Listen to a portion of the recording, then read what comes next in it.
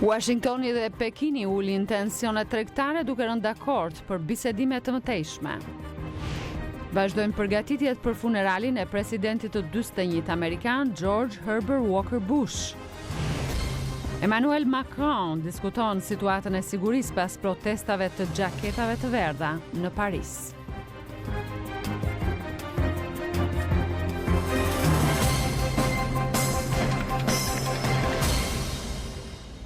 Mirëmbrëma dhe mirë se vini në programin e Zërit Amerikës Ditari. Jam Rodina Dervishi. Në këtë emision do të ndiqni një intervistë sonte me ish-presidentin e Shqipërisë, Sali Berisha, i cili kujton raportet e tij me presidentin e ndjer amerikan, George Bush. Një kronik nga Kosova do të na njësonte me sfidat kryesore të drejtësisë atje.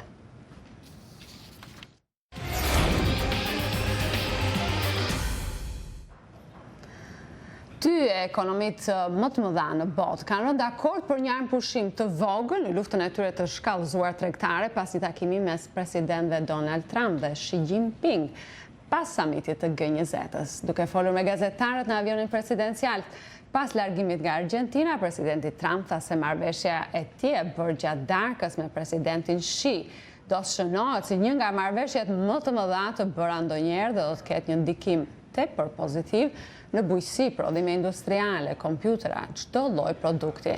Sipas një deklarate të Shtëpisë së Bardhë, presidenti Trump pra dakord të lërë tarifat mbi $200 miliardë të produkteve kineze në normën 10% dhe të mos i risë ato në 25%, tani për tani, siç kishte kërcënuar të bënte më 1 janar. Në takimin e udhëheqësve botror të mbledhur këtë javë në Argjentinë, presidenti Donald Trump u shfaq me tematikën e politikës së tij të jashtme, Amerika e para. Rezultati ishte një summit me pak marrëveshje të arritura, siç njofton nga Buenos Aires i korrespondenti i Zërit Amerikës Bill Gallos. Në summitin shumë palësh mbizotëroi ndërveprimi 2 palësh. Me gjithë valën në rritje të nacionalizmit në mbar botën, në samitin e G20-s në Argjentinë u bë një përpjekje për bashkëpunim ndërkombëtar. Çështjet e debatueshme si emigracioni dhe tregtia përgjithsisht u shmangën. Për ndryshimet klimatike, SBA-ja thjesht doli kundër të gjithëve. Në një intervistë me shërbimin në gjuhën spanjolle të Zërit të Amerikës, sekretari i shtetit Mike Pompeo tha se Shtetet e Bashkuara vazhdojnë të jenë të përkushtuara ndaj bashkëpunimit ndërkombëtar. Krijimi i prosperitetit për çdo qytetar të botës, krijimi i rregullave që mundsojnë këtë. Këto janë temat e përbashkëta, ndonjëherë debatojmë për mënyrat se si t'i realizojmë këto, por të gjithë synojmë të njëjtat objektiva. Por ndërsa vendi më i fuqishëm i botës bën hap të zithirje që interesat kombëtare të kenë përparësi, disa vende më të vogla shqetësohen për dobësimin e institucioneve ndërkombëtare. That's not good for us because we are small and we need rules. Nuk është gjë e mirë për ne pasi jemi vend i vogël dhe na duhen rregullat që t'ia dalim më mirë. Nëse mbetemi me vetëm politikën e forcës, atëherë do dalim humbës. Only then, we are on the losing side. Mes jo dakordësive më shumë ra në sy takimet dypalçe. Princi i kurorës saudite Mohammed bin Salman shfrytëzoi G20-n për të reabilituar imazhin e tij pas vrasjes së gazetarit Jamal Khashoggi. Presidenti Trump dhe i kinez Xi Jinping shfrytëzuan mundësinë për të ulur tensionet SBA-Kin. Por presidenti Trump anulloi takimin e shumë pritur me presidentin rus Vladimir Putin për shkak të agresionit të Moskës ndaj Ukrainës. Në përfundim, një forum i krijuar për të forcuar unitetin ndërkombëtar, ndoshta do të mbahet më shumë mend për mungesën e unitetit. Presidenti francez Emmanuel Macron vizitoi sot Harkun e Triumfit pas dëmtimeve që u shkaktuan gjatë protestave të xhaketave të verdha. Policia tha se 133 njerëz janë plagosur, 412 janë arrestuar, pasi protestat e djeshme në qendër të Parisit u kthyen të dhunshme. Mëngjesin e sotëm punonësit e qytetit po pastronin grafitët në Harkun e Triumfit. Përleshjet me policinë filluan të shtunën herët në afërsi të Arkut të Triumfit dhe vazhduan gjatë natës me autoritetet që përpiqeshin të kontrollonin turmat. Duke folur në një konferencë shtypi në samitin e G20-s në Buenos Aires të shtunën, presidenti francez Emmanuel Macron tha se protestuesit po përpiqen të përhapin kaos dhe pakënaqësi. Aucune cause ne justifie que les forces. Asnjë arsye nuk justifikon sulmin ndaj forcave të sigurisë, shkatrimin e dyqaneve, vënien e zjarrit, ndërtesave publike ose private, kërcënimin që Arku i Triumfit të dëmtohet. Ata që përhapin dhunë nuk duan ndryshim ose përmirësim të situatës. Ata duan kaos. Ata tradhtojnë qëllimin të cilit thonë se i shërbejnë. Macron mbajti një takim emergjent me kryeministrin dhe ministrin e brendshëm për të planifikuar përgjigjen e duhur ndaj protestave. Kryeministri francez Edouard Philippe tha se rreth 36.000 njerëz, duke përfshirë 5.500 në Paris, protestuan në Francë së shtunën. Demonstratat e mbajtura në vendet e tjera të Francës ishin kryesisht paqësorë.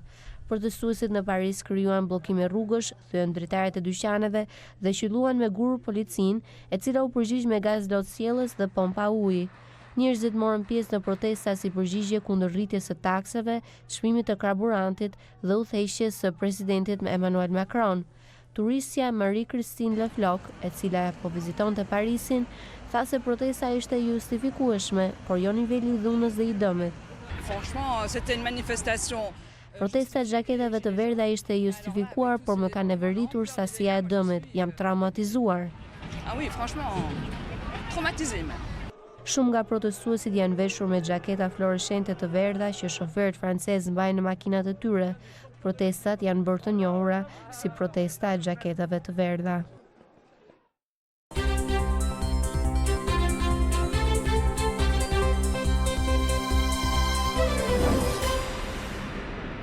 Trupi i ish-presidentit amerikan George Herbert Walker Bush do të vendoset për omazhe në ndërtesën e Kongresit, duke filluar të hënën mbrëma, ku amerikanët do të nderojnë jetën e presidentit të tyre të 41.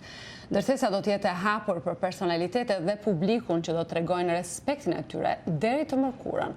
Ish-presidenti Bush vdiq në Texas, në shtëpinë e tij të premten mbrëma, në moshën 94 vjeçare. George Bush, i cili shërbeu një mandat në Shtëpinë e Bardhë, do të nderohet me një funeral shtetëror të mërkurën në katedralen kombëtare në Washington, nga ku do të niset përvarim të njëjtën në truallin e bibliotekës së tij presidenciale në Texas. Ish-presidenti ndjer George Bush kishte jo pak miq edhe në Shqipërinë sapo dal nga diktatura komuniste në fillim të viteve 90. Më inspikatori mes tyre është ish-presidenti i Shqipërisë, Sali Berisha, i cili kujton me detaje bisedat me zotin Bush për Kosovën, Shqipërinë, si dhe forcimin e demokracisë dhe paqes në rajon. Me zotin Berisha bisedoi korrespondenti ynë në Tiranë, Iliriana Golli. Zoti Berisha, këto ditë ka ndruar jetë presidenti George Bush. Ju jeni ndër politikanët e pakët shqiptar që e keni takuar atë në fillim të pluralizmit shqiptar, në fillim të viteve 90. Çfarë menduat në momentin kur morët vesh lajmin për humbjen e presidentit Bush? Për mua, lajmi i ndarjes nga jeta të presidentit Bush ishte një lajm i hidhur, i trishtuar. Presidenti George Bush ka qenë politikani me cilin unë kam patur marrëdhëniet më miqësore gjatë të gjithë karrierës time politike, që nga 2 muajt e parë të qenjes time president, gjerë para pak muajsh, unë kam ruajtur një komunikim të vazhdueshëm me te, kam patur fatin e madh, privilegjin e veçantë, të gëzoj miqësinë e tij. Në këtë kontekst, ky është një lajm shumë i hidhur dhe i trishtuar. Çfarë kujtoni nga takimi i parë me presidentin Bush? Takimi i parë me presidentin Bush, përshtypja më e madhe ishte të them së pari thjeshtësia me cilën ai më priti. George Bush në të vërtetë i përkiste pa diskutim fisnikërisë më të lartë të kohës. Por nga ana tjetër, ishte njëkohësisht dhe njeriu më toksor që mund të takoje në qarqet politike amerikane dhe botërore. Ftesa dhe pritja në dhomën ovale ishte një moment historik për jetën time, por brenda pak çastesh, gjithçka u bë shumë e thjeshtë në komunikim. Presidenti Bush filloi bisedën me Kosovën. Ajo që më bëri shumë përshtypje, por dhe që ishte problemi më kryesor, u ngrit mori një atlas në zyrën e tij hapi atlasin dhe u ulem po bisedojmë për Kosovën. Me pyeti çfarë mendon. Unë i shpjegova, i thash se plani Miloševićit është spastrimi etnik i Kosovës, është ndarja e Kosovës. Në atë kohë Miloševići planin e ndarjes e kishte në mes të Prishtinës, i binte Prishtinës mes për mes, e kishte pak më të madh se sa që kanë këta sot.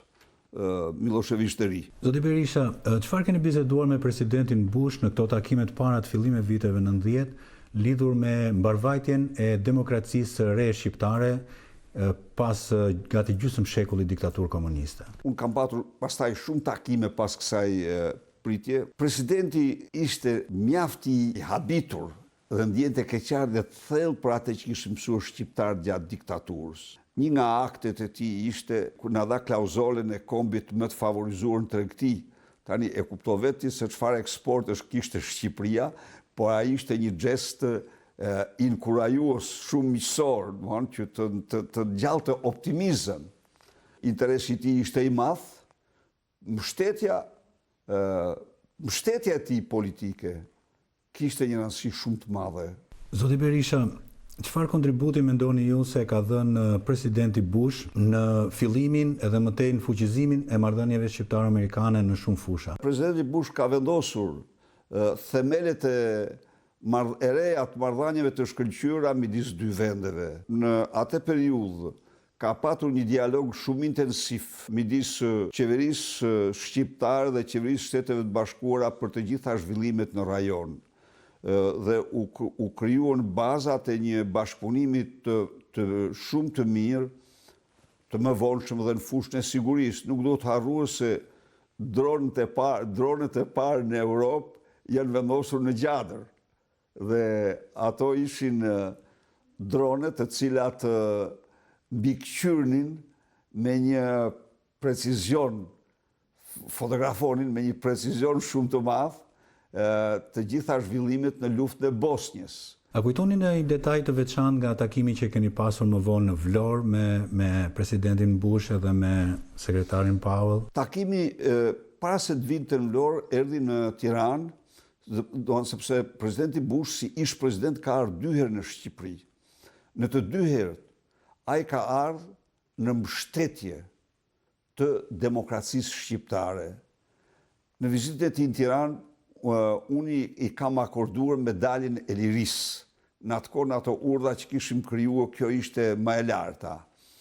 Dhe pastaj më ftoi në Texas dhe unë shkova në Houston, mik i tij në familje, e ftova të vi prap, erdhi në Vlorë me të gjithë dinastin Bush përveç George W. dhe me sekretarin Powell. Zoti Berisha, ju lutem edhe një pyetje të fundit. Përmendet pak më parë fisnikërinë e presidentit Bush, edhe miqësinë edhe bashkëpunimin e tij me presidentin Clinton më pas. Çfarë mund të mësoj politika shqiptare nga fisnikëria e presidentit Bush dhe bashkëpunimi i tij me demokratët? Politikanët shqiptarë janë shumë agresiv, gjuha e tyre shumë e ashpër. Si mund të përfitohet nga kjo përvojë e presidentit Bush në politikën shqiptare? Mendësi tjetër ajo e politikanëve amerikanë, kurse këtu dominon një mendësi fundamentaliste. Të gjitha qëndrimet e sotme bëjnë gjithçka që të nxjinë me çdo gjë të djeshmën dhe të përpiqen të paraqesin se gjithçka fillon me ta. Këtë mentalitet e trashëgon sot edhe kjo mazhorancë me në krye Edi Ramën, nuk ndërtohet duke mohuar. Në radhë parë duhet të ndërtosh dhe mënyra më e mirë për të folë duhet të flasësh me vepra, kurse sot nuk flitet me vepra, për mendimin tim. Zoti Berisha, faleminderit për intervistën. Ju falenderoj dhe ju. Variantin e plot të kësaj interviste mund ta gjeni në faqen tonë të internetit zëriamerikës.com si dhe në Facebook. Në Kosovë, raportet e organizatave që mbikëqyrin sistemin e drejtësisë flasin për shkallë ende të ulët të besimit të qytetarëve në këtë sistem. Sipas tyre, kjo është pasqyrim post të tjerash i mos efikasitetit në luftën e korrupsionit dhe dënimeve të ulta të personave të gjykuar për raste të tilla. Drejtues të këtij sistemi thotë se lëndët e grumbulluara që lidhen me rastin e korrupsionit kanë shënuar rënje nëpër vite, por sfidë mbetet padrejtësia në shqiptimin e dënimeve, gjë që sipas tyre po ndikon edhe tek perceptimi i qytetarëve. Korrespondenti Leonard Sheu ka përgatitur kronikën. Një raport i publikuar nga Qendra e Kosovës për studime të sigurisë nxjerr në pas se gjyqësori e prokuroria vazhdojnë të mbeten dy nga institucionet me shkallën më të ulët të besimit. Sipas kësaj qendre, shkaqet e kësaj shkallë të besimit lidhen me përvojën personale të qytetarëve, si dhe me një perceptim të ulët me punën e tyre në luftimin e korrupsionit dhe dukurive tjera kriminale që vazhdojnë të dëmtojnë Kosovën, thuhet në raport. Që nga viti 2012, lëndet që lidhen me korrupsionin vazhdojnë të mbeten përparësi e punës së gjyqësorit, por një sfidë e madhe sipas drejtuesve të institucioneve të drejtësisë mbetet padrejtësia në dhënien e dënimeve, gjë që sipas tyre po ndikon edhe tek perceptimi i qytetarëve. Kryesuesi i Këshillit Gjyqësor të Kosovës, Nehat Idrizi, thotë se ndëshkimi i kryesve të veprave penale nuk është në shkallën e duhur dhe sipas tij po shqiptohen dënime jo meritore në krahasim me peshën e veprave penale të kryera. Në momentin që nuk kiti një trajtim të barabartë, apo nuk kiti një politikë ndëshkimore korrekte, ndikon negativisht edhe në perceptimin e publikut, sidomos ata të palë që përballen me këto padrejtësi, po thonë, nuk janë rastet shumëta, mirë po për fat keq ndodh. Kryetari i Gjykatës së Lartë të Kosovës, Enver Peci, thotë se është duke rënë nëpër vite numri i lëndëve të grumbulluara që lidhen me korrupsionin, ndërsa cilëson si problem shqiptimin e dënimeve. Do të shqetësojmë se pse për një vepër të gjashme penale, për një kryes veprës penale, me rrethona prafërsisht se s'ka ndoshta 100% absolut njëjta, dikuj ju ka shqiptuar dënim me kosh, dikuj me burg. Edhe kjo ka bënë mosbesim të qytetarëve në sistemin gjyqësor për shkak se prej vetë vendimeve, por rrjedh që diçka nuk ka në rregull. Tash a ka pas interferime? Diçka ka pas në atë situatë, për shkak se nuk janë vendimet unike për të njëjtën vepër për rrethona të ngjashme. Gjatë vitit 2017, 16 gjyqtar janë përballur me Komisionin e Disiplinës dhe 8 prej tyre janë dënuar për shkak të shkeljes së kodit të etikës apo të ndonjë sjellje të pahishme. Zoti Idrizi thotë se nëpërmjet këtij kodi vëzhgohet puna e gjyqtarëve. Po thonë, në rast individuale mund të ketë, po nuk është fenomen, nuk është përmos as sa është perceptimi. Do thotë është kodi etikës që obligon gjyqtarin me i përmbajtje të rregullave të kodit të etikës dhe të mirësjelljes. Po sidomos obligon parimi i pavarësisë dhe panësisë që ai në çështjet që ka për gjykim vendos vetëm bazë ligjit dhe provave.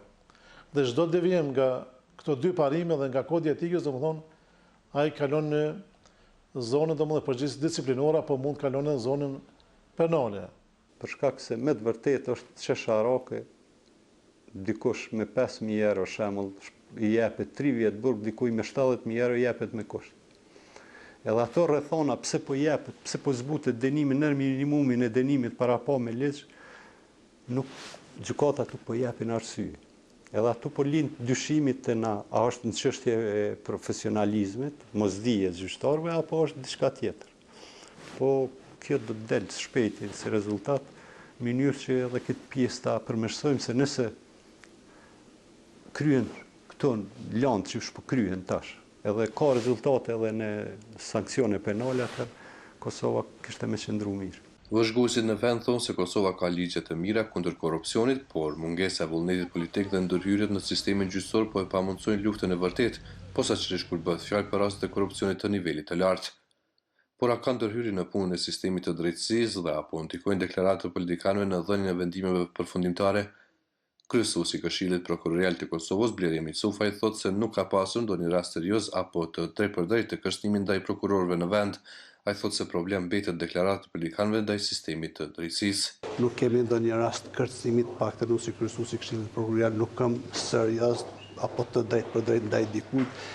Përveç se unë apeloj nga këtu që të ketë kujdes secilit kur flet për sistemin e drejtësisë në përgjithësi, qoftë edhe politikantë kur deklarohen lidhur me punën tonë, duhet të jenë më të matur, mos të deklarohen rreth punës tonë publik, sepse ajo nëse nuk konsiderohet kërcënim, paktë mund të konsiderohet si ndërhyrje në sistemin tonë drejtësisë apo në pavarësinë e punës tonë. Edhe kryetari i Gjykatës së Lartë të Kosovës, Enver Peci, ngrit të njëjtin shqetësim lidhur me deklaratat e politikanëve dhe përfaqësuesve të institucioneve ndaj rasteve gjyqësore, të cilat sipas tij mund të ndikojnë në një mënyrë të vendimarrja e gjyqtarit. Dhe na ligjërisht në aspektin ligjor jemi plotësisht pavarur, edhe nëse na e forcojmë veten edhe dojmë me vepru vetëm bazë ligjit dhe provave, nuk mundet me ndiku dikush. Mirë po, ka njëherë edhe këto shqetësimet, bisedat, komentimet e rasteve, munden me pas ndikim edhe në vendimarrje edhe të raste të tjera. Që nga përfundimi i luftës, sistemi i drejtësisë në vend ka mbetur fusha më kritikuar, ndërsa në zyrtarët e gjykatëve të vendit edhe më tej mbeten me qindra mijëra lëndë të pazgjidhura.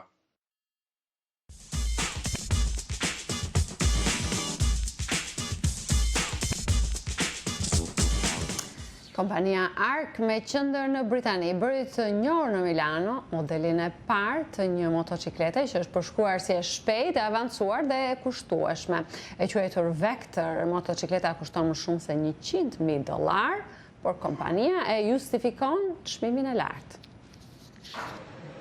Prodhuesit e motocikletës së kushtueshme elektrike thonë se është teknologjikisht më avancuar në treg.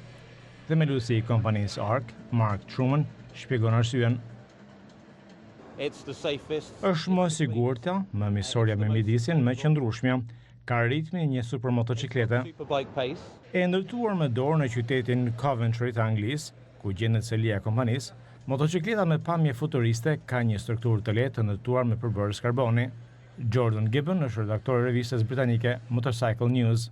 Është shumë e lehtë, rreth 220 kg, është mjaft e fuqishme, po ta ngasësh për qef, bën mbi 300 km me një karikim që zgjat 45 minuta, pra ka thyer rekord për automjetet elektrike. Kompania Ark është mbështetur financiarisht nga giganti Jaguar Land Rover. Kemi patur investime të mira nga kompani si Jaguar Land Rover që do të na shërbejnë për një plan disa vjeçar për të çuar përpara Ark gjatë viteve në vazhdim.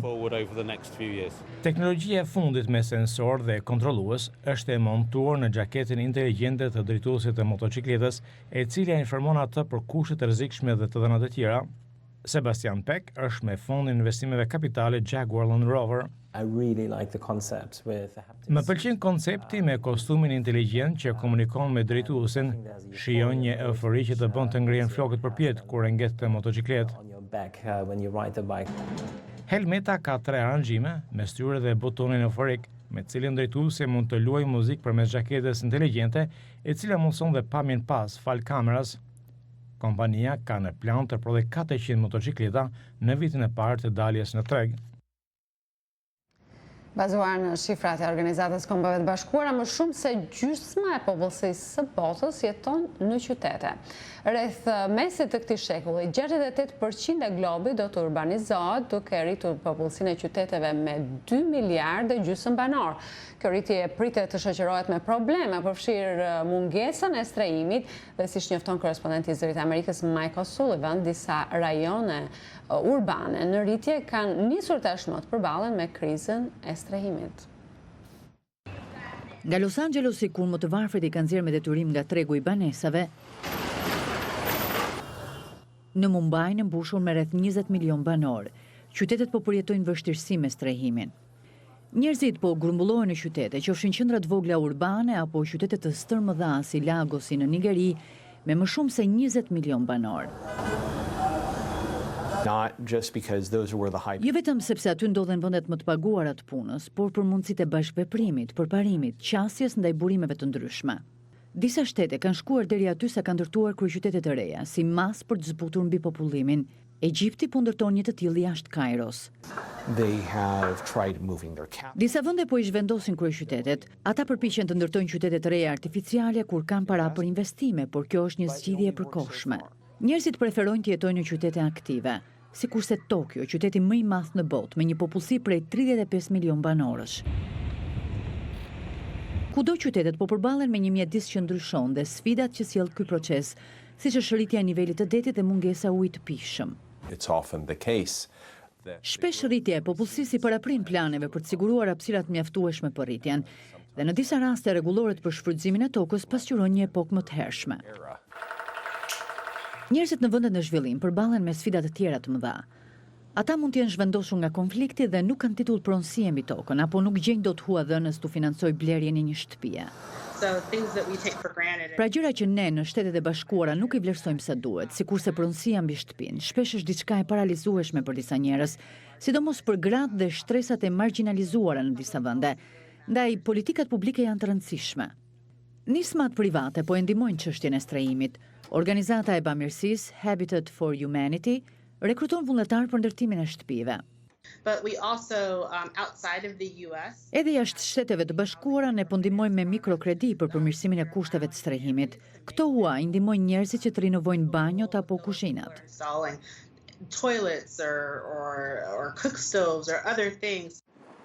Në trajtimin e problemeve urbane, çdo qytet është i ndryshëm.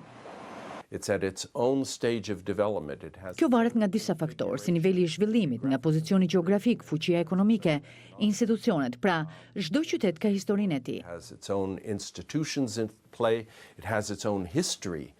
Ndaj dhe zgjidhja duhet jetë e veçantë për çdo qytet.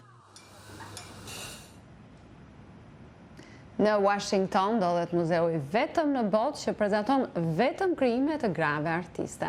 Muzeu Kombëtar i Grave në Arte është hapur prej 8 dekadash, por deri tani nuk ka pasur kur një ekspozitë dedikuar ndaj modës. Në nëntor, muzeu hapi ekspozitën kushtuar studios modës Rodante.